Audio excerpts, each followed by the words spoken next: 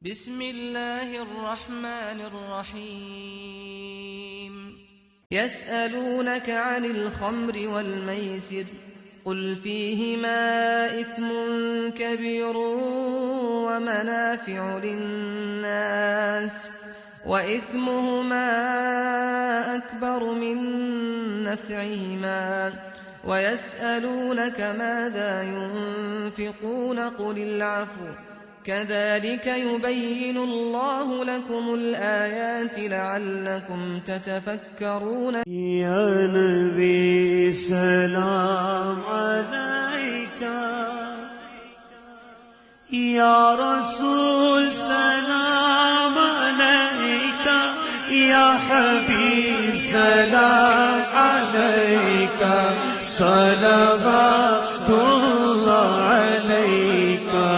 يا نبي سلام عليك، يا رسول سلام عليك، يا حبيب سلام عليك، صلوات الله عليك.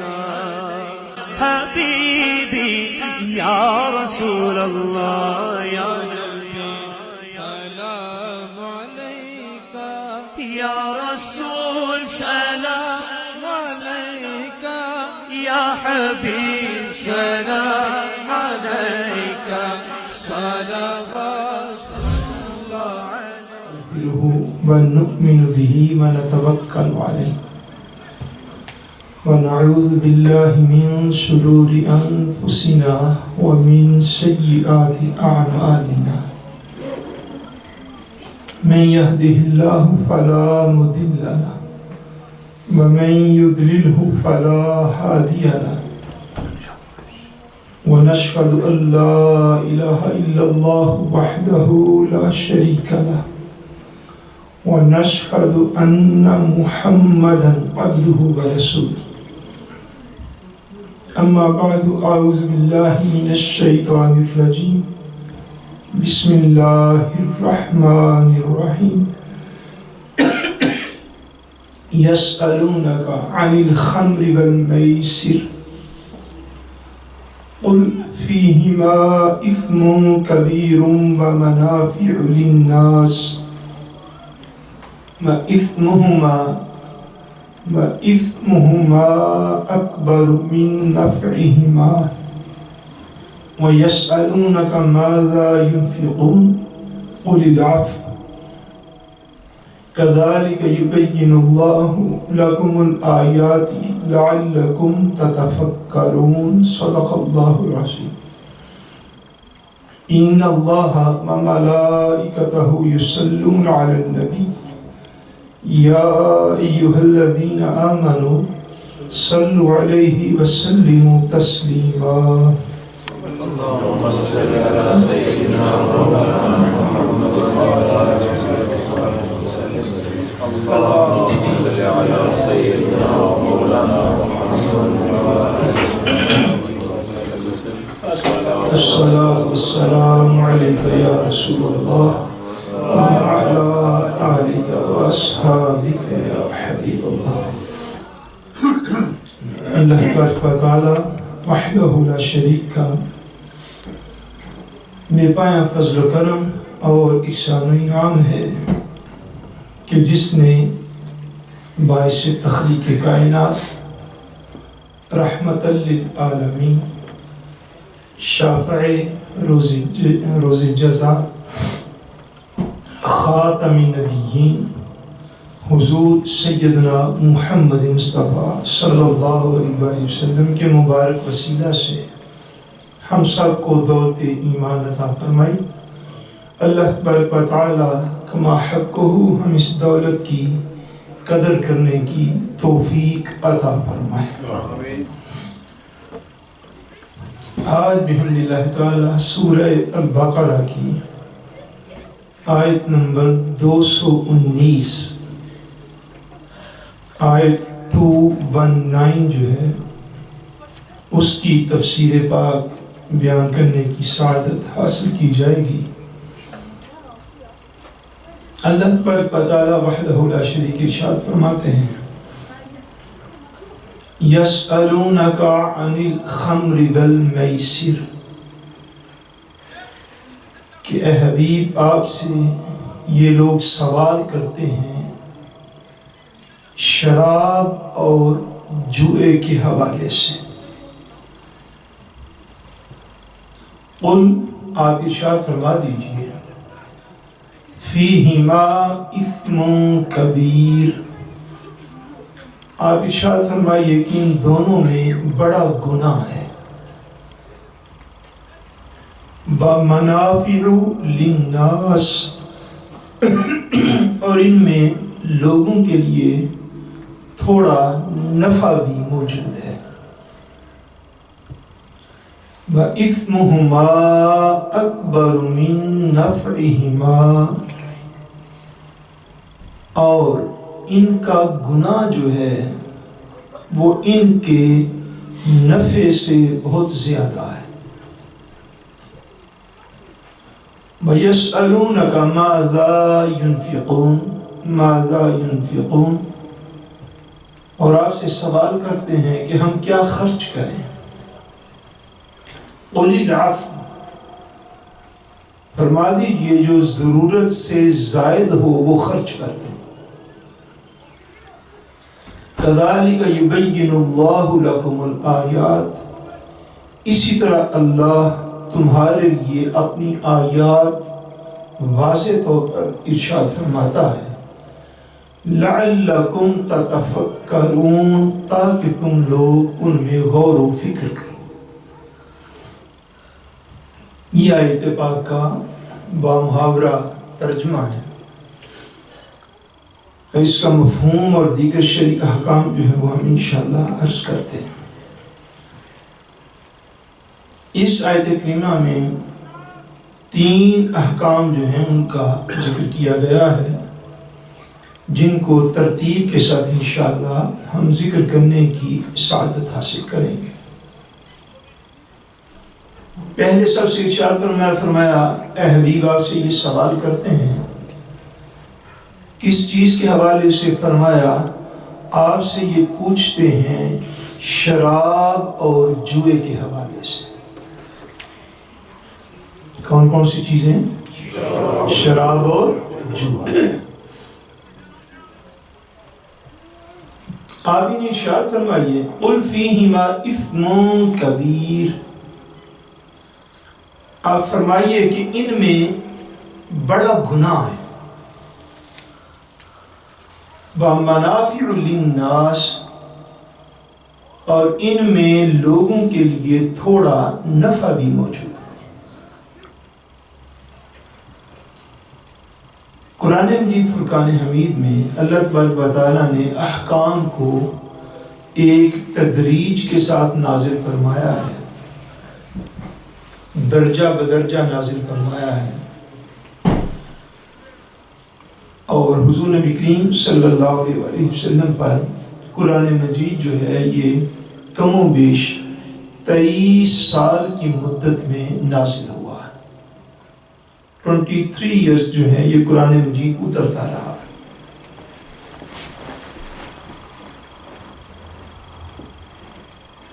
شراب کے حوالے سے، جوئے کے حوالے سے اور دیگر کئی چیزوں کے حوالے سے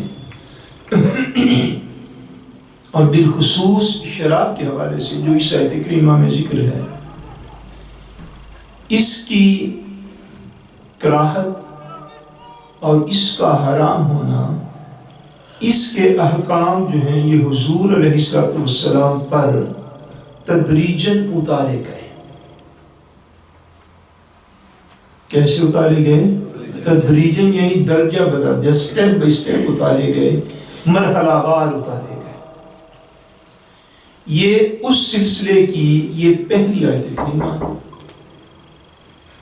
یہ اس سلسلے کی پہلی آیت کریمہ ہے۔ اس کے بعد ایک اور آیت کریمہ اتاری گئی جو کہ سورہ النساء میں ہے۔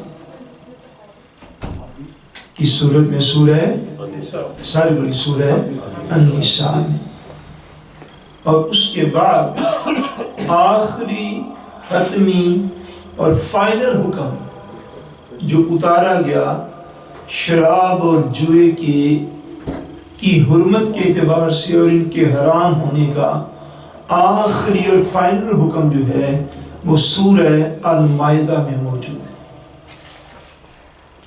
کی سورہ المائدہ. یہ پہلا حکم ہے کہ جب حضور نبی کریم صلی اللہ علیہ وسلم سے لوگوں نے آگے پوچھا کہ آپ ہمیں حکم ارشاد فرمائیے کہ ہم شراب اور جوئے کے اعتبار سے آپ ہمیں کیا حکم دیتے ہیں.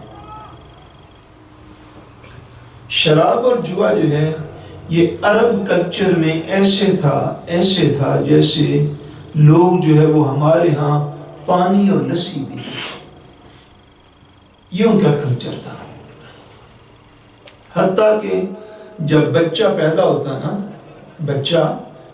ہوتا تو اس کو بعض لوگ شراب بطور گھٹی بھی دیا کرتے تھے. اس قوم کے کلچر میں یہ چیز رچی بسی ہوئی تھی. گڑتی دیتے تھے شراب کی بچوں کو. ان حالات میں اللہ تبارک و تعالیٰ نے اپنی حکمت کاملہ کیے سبب اور اپنی حکمت کاملہ کی وجہ سے اہل اسلام پر، مسلمانوں پر پہلے اس کے نفع اور نقصان کا بیان فرمایا تاکہ جو سلیم طبیعتیں ہیں، جو اچھی روحیں ہیں، وہ اسی سے منشأ الہی کو سمجھ پائیں گی. اور واقعتاً ایسا ہوا کہ جب یہ آیت کریمہ اتری تو کچھ لوگوں نے اندازہ کر لیا کہ ہمارے دین میں یہ عنقریب مکمل طور پر حرام ہو جائے گی. تو محض اسی آیت پاک کے نزول سے کئی لوگوں نے شراب پینا چھوڑ بھی دیا تھا، چہ جائے کہ بعد میں بھی یہ سلسلہ جاری رہا. دوسرا حکم جو اترا، اس حکم میں واضح طور پر اللہ تبارک و تعالیٰ نے جو سورہ النساء میں ہے اس میں شراب کو اللہ تبارک و تعالیٰ نے نماز کے اوقات میں پینے سے منع فرما دیا. کن اوقات میں؟ نمازوں کے اوقات میں. اس سے بھی بڑا فرق پڑا کہ کچھ لوگوں نے مطلقاً چھوڑ دیا. پھر بھی جو لوگ پینے کا ایک ذوق رکھتے تھے وہ پھر اس طرح کرتے یا تو عشاء کی نماز پڑھ کے پی لیتے یا پھر فجر کی نماز پڑھ کے پی لیتے، چونکہ ظہر سے عشاء تک نمازوں کا شیڈول ہی ایسا ہوتا کہ اس میں ان کے لیے ممکن نہ رہتا. مگر پھر بھی یہ سلسلہ جو ہے یہ جاری رہا، حتیٰ کہ اللہ تبارک و تعالیٰ نے اپنا آخری اور فائنل حکم جو سورہ المائدہ میں ہے وہ اتارا، اور اللہ تبارک و تعالیٰ نے شراب کو مطلقاً اور کمپلیٹلی طور پر اللہ کریم نے اس سے مومنوں کو منع فرما دیا. اس میں ایک چیز ابتداً، آج چونکہ وقت کم ہے، میں اس کا پہلے تو کہا حاجی شراب کے حوالے سے تھوڑا بیان کر کے آئندہ جب موقع ملے گا انشاءاللہ جوئے کے حوالے سے اور دیگر تفصیلات عرض کر دوں گا تاکہ وقت کے اندر بات جو ہے وہ مکمل ہو پائے. ایک اس کے اندر بات بڑی خاص سمجھنے والی ہے. آپ جتنے احباب مائیں بہنیں بیٹیاں بیٹھی ہیں توجہ کے ساتھ اس بات کو آپ نے سمجھنا. وہ یہ ہے کہ قرآن مجید کا جن امور پر حکم نازل نہیں ہوتا تھا اس سے پہلے عرب معاشرے کے اندر، عرب کلچر کے اندر، مکہ و مدینہ کی سوسائٹی کے اندر جو جہالت والی باتیں عام تھیں، اگر کوئی مومن ان کاموں کو کرنے والا تھا تو یہ معاذ اللہ اس کے لیے کسی عیب یا کمزوری یا گناہ کا باعث نہیں بنتا، اس لیے کہ ان امور پر ابھی اللہ تبارک و تعالیٰ کا حکم ہی نازل نہ ہوا. اللہ کریم کا حکم ہی نازل. یہ توجہ کے ساتھ سمجھنے والی بات ہے. کئی مثالیں دی جا سکتی ہیں مگر وقت کی کمی کی وجہ سے میں مثال نہیں دے پاؤں گا. مثلا پنجگانہ نماز، اس کا حکم اترا معراج کی رات. کب حکم اترا؟ اور معروف جو روایات ہے معراج کب ہوا اس پر کئی روایات موجود ہیں. ایک روایت کے مطابق یہ اعلان نبوت کے 5ویں سال میں ہوا، اور جو زیادہ معروف روایت ہے، اتنا یعنی فرق ہے روایات کے اندر، اس کے مطابق معراج کا سفر حضور کو اعلان نبوت کے 10ویں سال جا کے عطا ہوا، 10ویں 11ویں سال۔ اب 10-11 سال پہلے جو لوگ اہل ایمان ہوئے، جو لوگ اصحاب رسول ہوئے، ان کے لیے چونکہ 5 وقت کی نماز پڑھنا فرض ہی نہ تھا۔ اب آپ کو سمجھئے، 5 وقت کی نماز پڑھنا ان کے لیے فرض نہ تھا، چونکہ نماز کا بھی حکم ہی جاری نہیں ہوا۔ حضور علیہ السلام اعلان نبوت کے بعد حضور صرف 2 نمازیں پڑھا کرتے تھے، 2 کا حکم تھا۔ شب معراج پنجگانہ نماز کا حکم جاری ہوا۔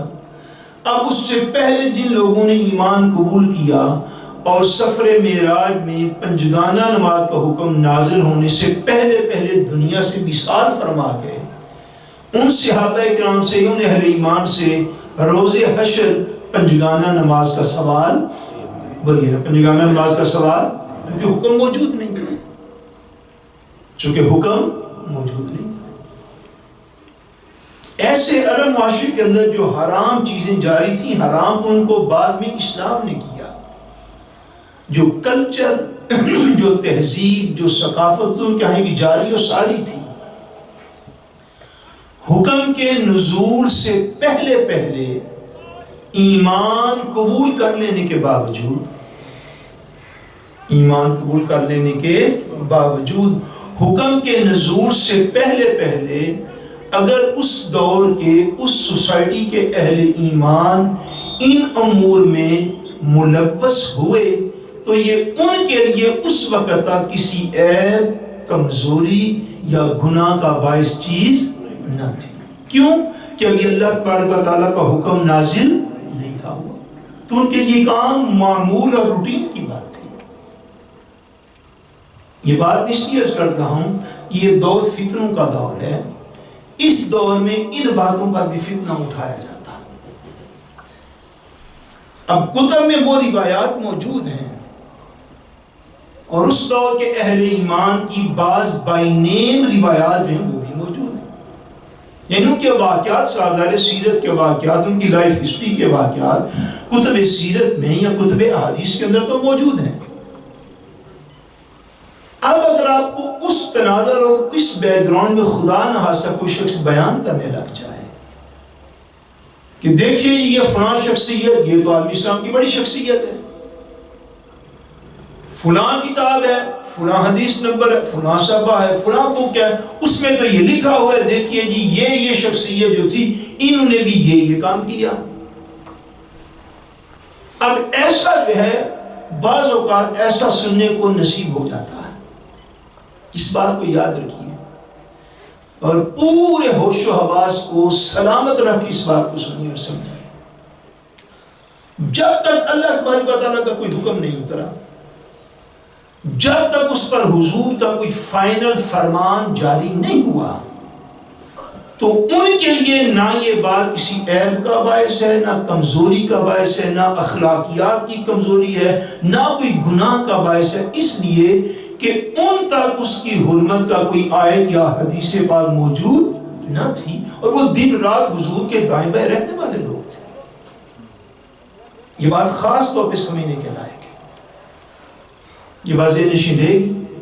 اس لیے اگر خدا نہ خواستہ آپ کو کہیں سے خود پڑھنے کا اتفاق ہو جائے یا کہیں سے سننے کا اتفاق ہو جائے تو وہ شخص اس بات کو یہ سمجھنا چاہیے، اسلام کا یہ ایک قانون ہے اخلاقیات کا۔ مثلا اگر کوئی آج مومن ہو، مسلمان ہو، اس سے کوئی گناہ کبیرہ ہو جائے، وہ شراب پی لے، وہ خدا نخواستہ بدکاری کر لے، زنا کر لے، وہ خدا نخواستہ چوری یا ڈاکہ کر لے، یا دیگر شریعت نے جتنی چیزیں حرام کی، اور وہ کوئی گناہ کبیرہ کرنے کے بعد وہ توبہ کر لے، گناہ کبیرہ کرنے کے بعد توبہ کر لے، اس گناہ کو چھوڑ دے، تو اس گناہ پر اس کو طعنہ دینا یہ شریعت میں جائز نہیں ہے۔ بھئی سانو پتہ نہیں تو اگے کی کردہ سے دیکھو رہی کیا دیکھ کے لوگوں سیدھے بھئی گناہ کیا مگر اللہ نے اس کو توبہ کی توفیق دے دی، تو توبہ کی توفیق مل جانے کے بعد اس شخص کو اس گناہ کا تانا دینا جائز، مجھے بس بولیے، تانا دینا جائز نہیں ہے۔ تو جب گناہ ہونے کے باوجود توبہ کے بعد اس کا تانا دینا جائز نہیں ہے، تو جب سرے سے گناہ ہوا ہی نہیں، اب آپ سمجھیں بھئی گناہ تب کوئی چیز کنسیڈر ہونی تھی جب اس کے اوپر حکم اترا تھا، جب حکم اترا ہی کوئی نہیں، جب اللہ نے کلام اتارا ہی کوئی نہیں، جب حضور کا فرمان جاری ہی کوئی نہیں ہوا، تو وہ چیز گناہ بھی تب تک نہیں بنی۔ جب ایک چیز گناہ ہی نہیں بنی اور ایک عمل اس سوسائٹی کے اندر ریگولر ہوتا ہے، روٹین میں ہوتا ہے، صبح و شام ہوتا ہے، اور کم و بیش سارے بندے کرنے والے ہیں، تو اس دور کے ان واقعات کا اس انداز میں ذکر کرنا کہ خدا نخواستہ وہ بطور تام ذکر کرنا، بطور تحقیق نہیں، میں عرض کر رہا، بطور الہی کلمت الحق نہیں، بعض اوقات بطور حقیقت سے پردہ اٹھانے کے لیے اگر کوئی بات کرنی پڑ جائے یہ ایک عام بات ہے، مگر بطور تانا ذکر کرنا، بطور تشنیع ذکر کرنا، اور معاذ اللہ صحابہ اکرام رضوان اللہ تعالیٰ علیہم اجمعین کے ان واقعات کو اس طرح بیان کرنا لوگوں کے سامنے، یہ اور کچھ نہ سمجھا جائے تو صحابہ اکرام کی بے ادبی اور توہین تو لازمی ہے۔ اب بات کو سمجھ گئی؟ چونکہ ان کے اوپر اس وقت تک کوئی حکم اترا نہیں، ان کے لیے کوئی حکم اترا نہیں، تو یہ اس معاشرے کی ایک روٹین والی بات ہے۔ اللہ تبارک و تعالیٰ نے شراب کے حوالے سے یہ پہلی آیت کریمہ اتاری اور شراب کے اور جوئے کے نفع اور نقصان کو واضح فرمایا۔ فرمایا حبیب یہ آپ سے سوال کرتے ہیں خمر اور معیشت کے حوالے سے۔ خمر کہتے ہیں شراب کو، شراب کو عربی میں کیا کہتے ہیں؟ سارے یہ لفظ بولی کیا کہتے ہیں؟ خمر کہتے ہیں، اور جوئے کو میسر بولتے ہیں۔ جوئے کو کیا بولتے ہیں؟ میسر۔ آگے خمر کی بھی کئی اقسام جو ہیں یہ موجود ہے، خمر کے اور دیگر یعنی شرابیں جو ہیں ان کی اقسام موجود ہیں۔ یہ بات ذہن نشین فرما لیجیے کہ دین اسلام میں اس آخری حکم اترنے کے بعد سے لے کر قیامت تک جتنے بھی مومن ہیں ان کے لیے شراب کا پینا حرام ہے، ان کے لیے شراب کا پینا، اونچی بات سے بولیے، شراب کا پینا حرام ہے ان کے لیے۔ حضور نبی کریم صلی اللہ علیہ وآلہ وسلم نے ارشاد فرمایا، حضور نے ارشاد فرمایا کہ جو شخص میرا امتی، فرمایا جو شخص دنیا میں شراب پیے گا وہ آخرت میں شراب سے محروم رکھا جائے گا۔ آپ کو پتہ ہے قرآن مجید نے جنت کے ایک مشروب کا باقاعدہ ذکر فرمایا ہے جس کو فرمایا شراباں طہورا، فرمایا ہم جنت میں جنتیوں کو پاکیزہ شراب دیں گے، پاکیزہ مشروب دیں گے، اور وہ مشروب جو ہے، وہ ڈرنک جو ہے جس کا بطور نعمت اللہ تبارک و تعالیٰ قرآن مجید میں ذکر فرماتا ہے، حضور نے فرمایا جو شخص دنیا میں شراب کو پی لے گا وہ آخرت میں اس آخرت کی شراب سے اور اس مشروب سے محروم کر دیا جائے گا۔ ایک اور حدیث پاک میں حضور نبی کریم صلی اللہ علیہ وسلم نے حضور نے ارشاد فرمایا جب زناکار زنا کرتا ہے اس وقت وہ مومن نہیں ہوتا۔ فرمایا جب شراب پینے والا شراب پیتا ہے اس وقت وہ مومن نہیں ہوتا، اور جب چوری کرنے والا چوری کرتا ہے اس وقت وہ مومن نہیں ہوتا۔ یعنی دین میں اتنی سخت یہ چیزیں حرام ہیں، اتنی سخت حرام ہیں۔ فرمایا کہ یہ گناہ کبیرہ کرنے والا جب کر رہا ہوتا ہے اس وقت ایسے ہی ہے گویا کہ اس سے ایمان لے لیا جاتا ہے، یعنی اس کا ایمان کامل نہیں رہتا، ناقص ایمان شخص ہوتا ہے کہ جب وہ خدا نخواستہ ان امور کے اندر ملبس ہو رہا ہوتا ہے۔ ایک اور حدیث پاک میں حضور نبی کریم صلی اللہ علیہ وآلہ وسلم نے واضح طور پر حضور نے ارشاد فرمایا، حضور نے فرمایا اللہ تبارک و تعالیٰ نے خمر پر لعنت کی ہے، اللہ نے خمر پر اللہ نے خمر پر لعنت کی، اور حضور نے فرمایا اللہ نے خمر پر لعنت کی ہے، اس کے پینے والے پر بھی لعنت ہے، اس کے پلانے والے پر بھی لعنت ہے، اس کے بیچنے والے پر بھی لعنت ہے، اس کے خریدنے والے پر بھی لعنت ہے۔ فرمایا اس کے انگوروں سے کشید کرنے، انگوروں سے نچوڑنے والے پر بھی لعنت ہے، اس کے بنانے والے پر بھی لعنت ہے۔ فرمایا اس کے اٹھانے والے پر بھی لعنت ہے، اور جس کی طرف اٹھا کے لے جائی گئی اس پر بھی لعنت ہے۔ خمر جو ہے یہ مطلقاً حرام ہے، خمر شراب جو ہے یہ مطلقاً حرام ہے۔ حضور نے لعنت ڈالی، فرمایا اللہ لعنت ڈالتا ہے ہر اس بندے پر جس کا پینے والا ہے، پلانے والا ہے، بیچنے والا ہے، خریدنے والا ہے، انگوروں سے کشید کرنے والا ہے، بنانے والا ہے، فرمایا اٹھا کے بہرے کر کے کہیں لے جانے والا ہے اٹھا کے، اور اس پر بھی لعنت جس کی طرف اٹھا کے لے کے کوئی جا رہا۔ یہ دین کے جو اشد حرام چیزیں ہیں ان میں سے ایک شراب اور دوسرا جوا۔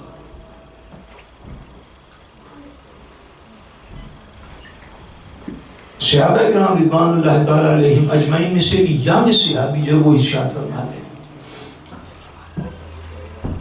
موموں میں ارشاد فرماتے ہیں، وہ کہتے ہیں کہ جس دن شراب کی حرمت کا آخری حکم نازل ہوا، شراب کی حرمت کا آخری حکم نازل ہوا، فرماتے ہیں کہ اس دن ہمارے گھر میں کئی لوگوں کی دعوت تھی، اور دعوت کے بعد شراب کا دور چل رہا تھا، جس دن فرماتے حکم نازل ہوا آخری، فرماتے شراب کا دور چل رہا تھا کہ ہم نے باہر گلی میں منادی کی آواز سنی۔ کس کی آواز سنی؟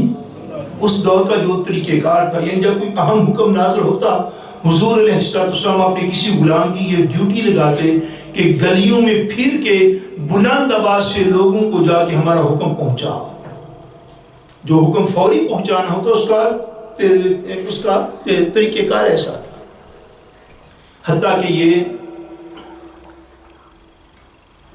اس کے لیے نماز کے لیے جب شروع کے اندر بھی اذان کا حکم موجود نہیں تھا تو طریقہ کار کیا ہوتا تھا، حضور علیہ السلام نے مدینہ منورہ کے علاقے اپنے صحابہ میں ڈیوائیڈ فرمائے ہوئے ہوتے تھے، محلے تقسیم ہوتے تھے۔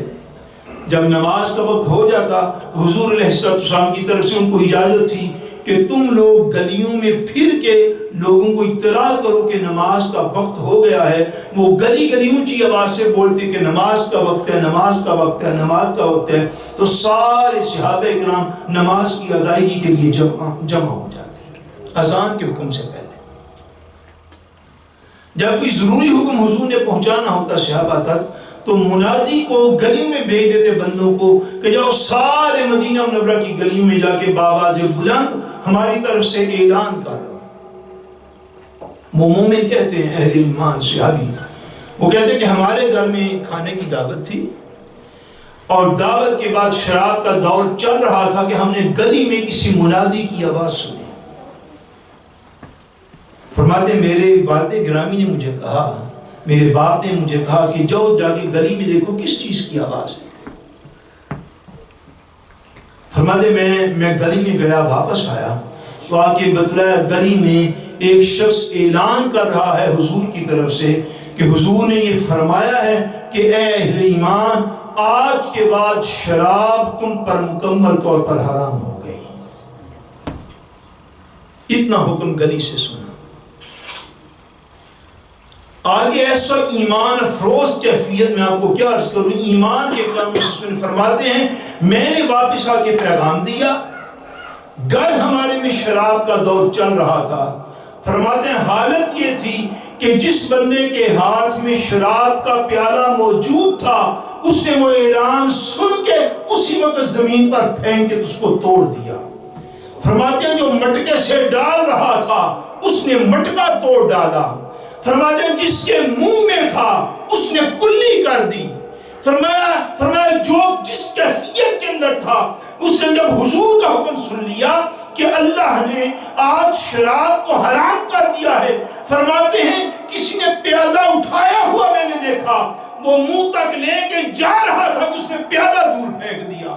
ہاتھ میں تھا تو توڑ دیا، مشیلے سے ڈال رہا تھا، گھڑے سے ڈال رہا تھا، مٹکے سے ڈال رہا تھا، اس کو چھوڑ دیا.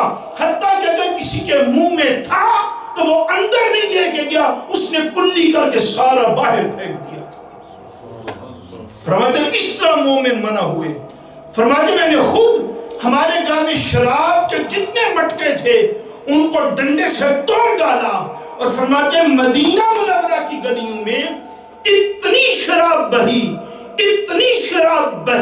جتنی جب بارش ہوتی تھی تو بارش کا پانی جیسے بہتا تھا ایسے مدینہ کی گلیوں میں شراب بہ گئی تھی. حضور کے صحابہ جیسا ایمان کس کا ہوگا؟ یہ ہے ایمان، اس کو ایمان کہتے ہیں. ایمان اس کا نام ہے کہ حضور کی بات کہیں سے بھی سن لو اسی وقت اس پر عمل کر گزرو، اس کو ایمان کہتے ہیں. فرماتے ہیں کہ جس کے منہ میں تھا وہ آگے نہیں لے کے گیا، اس نے اسی وقت کلی کر ڈالی.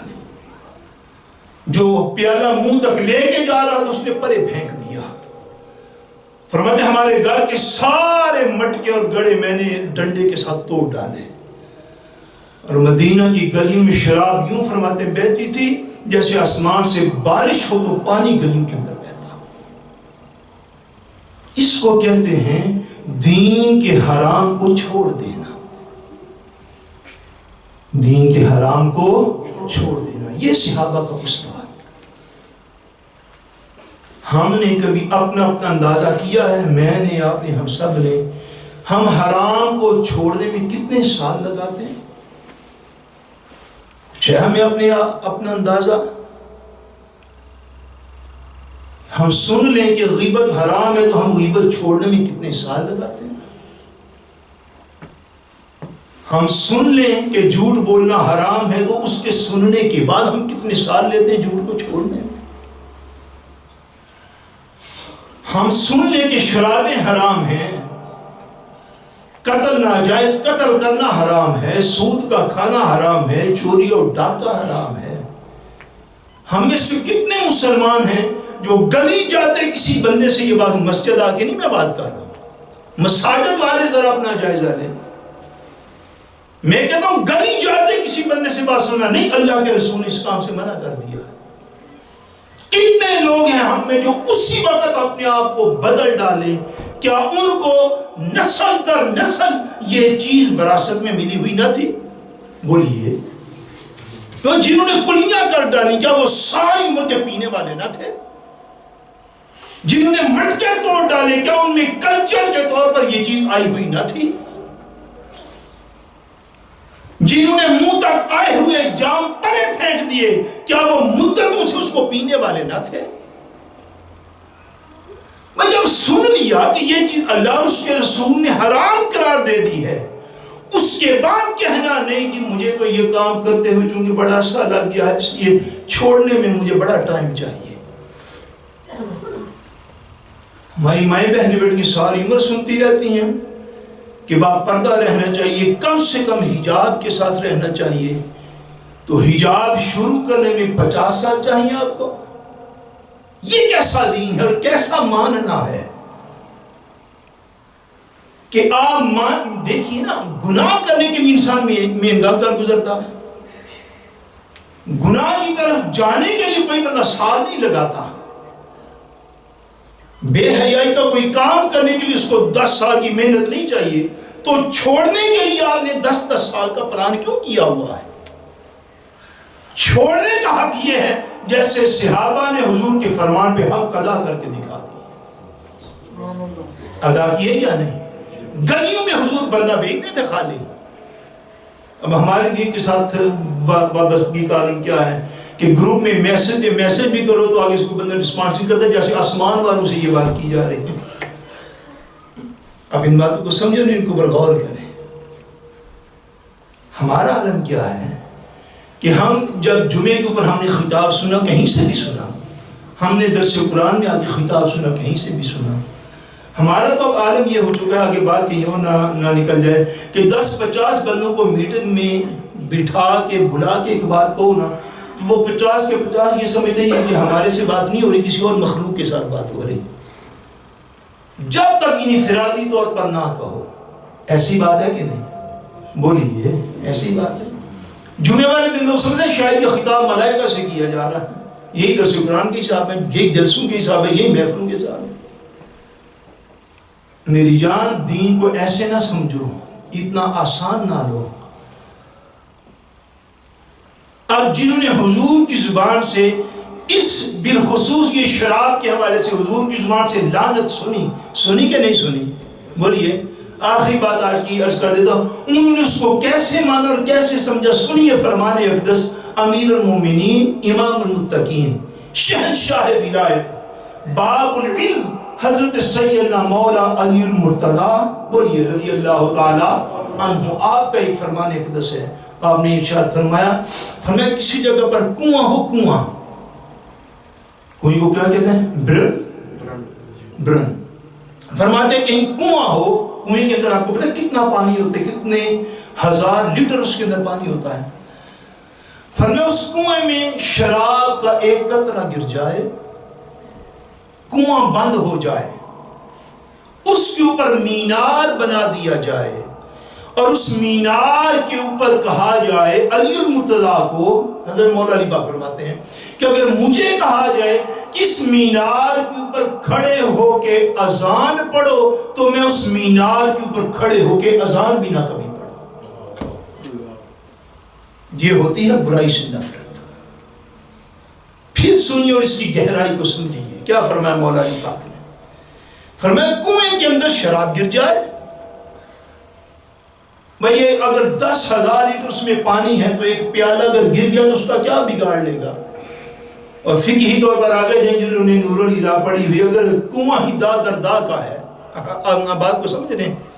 فرمایا کنویں کے اندر شراب گر جائے، کنواں بند ہو جائے، اس کنویں کی جگہ پہ ایک مینار کھڑا کر دیا جائے اور علی کو کوئی بندہ یہ کہے کہ اس مینار کے اوپر کھڑے ہو کے اذان پڑھ تو علی اذان بھی نہ پڑھے.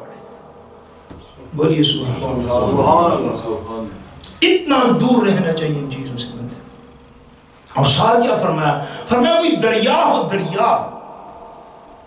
دریا میں شراب گر جائے، فرمایا دریا سوکھ جائے، خشک ہو جائے اور اس دریا میں گھاس اگائے، گھاس اگے اور کوئی مجھے یہ کہے کہ اے علی تمہارا جانور جو ہے وہ وہاں پہ چل کے آئے گا، فرمایا علی کا جانور بھی وہ گھاس کبھی نہیں کھائے گا. یہ ہوتا بچنے کا طریقہ. آج تو ہم لوگ مکروہات میں پڑھنا تو ہم گناہ سمجھتے کوئی نہیں. آج تو مکروہات کو کرنا کوئی بندہ عیب اور کمزوری نہیں سمجھتا. فرمایا دریا کے اندر شراب گرے، دریا خشک ہو جائے، اس کے بعد گھاس نکلے وہاں سے، اور مجھے کوئی یہ کہے علی المرتضیٰ رضی اللہ تعالیٰ عنہ کو کہ جو وہاں پہ اپنے جانور بھیجے وہاں سے گھاس کھا کے آ جائیں. فرمایا نہیں، علی کا جانور ایسی گھاس بھی نہیں کھائے گا.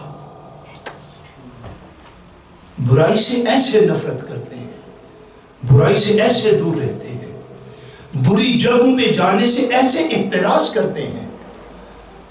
ہمیں تو اندازہ ہی نہیں ہوتا.